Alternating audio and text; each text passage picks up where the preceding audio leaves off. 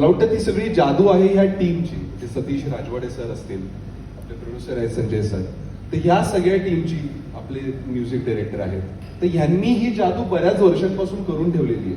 आणि मला वाटतं की जसजशी प्रेमाची परिभाषा बदलत जाते तसतसं ते स्वतःमध्ये बदल घडवून त्या त्या काळानुसार एक काहीतरी असं एक प्रोडक्ट घेऊन येतात, ते त्या त्या काळाला रिप्रेझेंट करणारी प्रेमाची गोष्ट घेऊन येतात.